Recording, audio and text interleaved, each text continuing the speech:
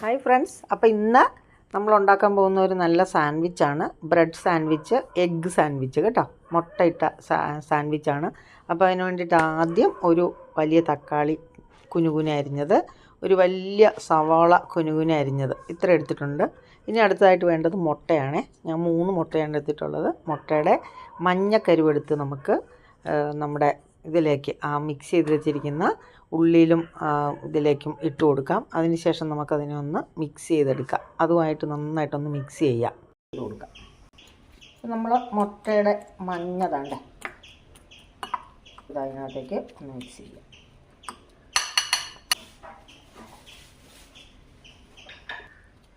നമുക്കിതിലേക്ക് നമ്മുടെ മുട്ടയുടെ വെള്ളക്കരുവുണ്ടല്ലോ, അത് ഇങ്ങനെ ചെറിയ ചെറിയ പീസാക്കി നല്ല കുനുകുനാന്നരിഞ്ഞ് ഇടും.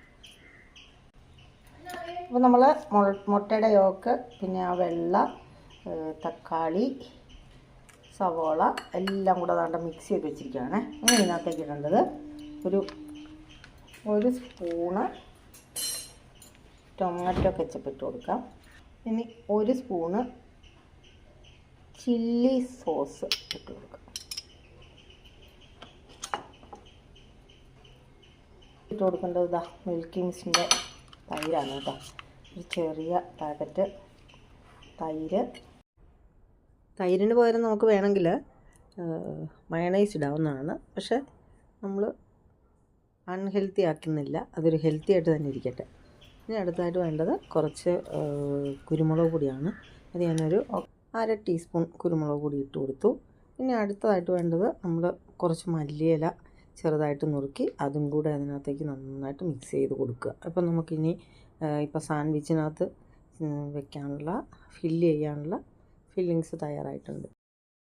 ഇനി നമ്മൾ തവ ഫ്ലെയിം ചെയ്യുക. അതിന് ശേഷം അതിലേക്ക് ലേശം ബട്ടർ ഇട്ട് കൊടുക്കുക.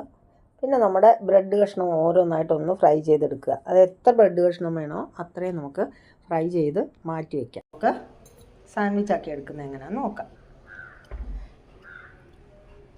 നമ്മളിത് സാൻഡ്വിച്ചിൻ്റെ നമ്മുടെ ബ്രെഡ് ചൂടാക്കി ഫ്രൈ ചെയ്ത് വെച്ചിരുന്ന ബ്രെഡ് അങ്ങോട്ട് എടുത്തിട്ട് നമ്മൾ തയ്യാറാക്കി വെച്ചിരിക്കുന്ന ഫില്ലിങ്സ് അതിനകത്തേക്ക് സ്പ്രെഡ് ചെയ്ത് കൊടുക്കുക. അപ്പോൾ ഓരോ ബ്രെഡിലും സ്പ്രെഡ് ചെയ്തതിന് ശേഷം വേറൊരു ബ്രെഡ് അതിൽ കമഴ്ത്തി വയ്ക്കുക. അപ്പം നമ്മുടെ സാൻഡ്വിച്ച് റെഡിയായി. അങ്ങനെ എത്ര എണ്ണം ആവശ്യമുണ്ടോ അത്രയും നമുക്ക് ഓരോന്നായിട്ട് ഉണ്ടാക്കിയെടുക്കാവുന്നതാണ്. അപ്പം ഇത് വളരെ ടേസ്റ്റി ഹെൽത്തി ആയിട്ടുള്ള ഒരു ബ്രേക്ക്ഫാസ്റ്റാണ്. ബ്രേക്ക്ഫാസ്റ്റ് എന്ന് മാത്രമല്ല, ഏത് സമയത്തും നമുക്ക് കഴിക്കാവുന്ന ഒരു കാര്യമാണ്. ഇതിനകത്ത് അൺഹെൽത്തി ആയിട്ടുള്ള ഒരു സംഭവം നമ്മൾ ആഡ് ചെയ്തിട്ടില്ല. അപ്പോൾ എല്ലാം നല്ല ഹെൽത്തിയാണ്. കുട്ടികൾക്കും മുതിർന്നവർക്കും ഒക്കെ ഒരുപോലെ പെട്ടെന്ന് സ്പീഡിൽ ഉണ്ടാക്കി കഴിക്കാവുന്ന ഒരു സ്നാക്സാണ്. ഓക്കെ, അപ്പോൾ നമ്മുടെ ബ്രെഡ് സാൻഡ്വിച്ച് ഓരോന്നായിട്ട് ഇങ്ങനെ എടുത്ത് ഉണ്ടാക്കി വയ്ക്കുക. എന്നിട്ട് ആവശ്യം പോലെ എടുത്ത് കഴിക്കാവുന്നതാണ്. ടേസ്റ്റിയും ഹെൽത്തിയുമായിട്ടുള്ള ഒരു ബ്രേക്ക്ഫാസ്റ്റാണ്.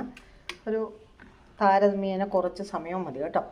അപ്പോൾ ഇന്നത്തെ വീഡിയോ ഇത്രയേ ഉള്ളൂ. അടുത്ത ഒരു വീഡിയോ ആയിട്ട് വരുന്നവരെ ബായ്.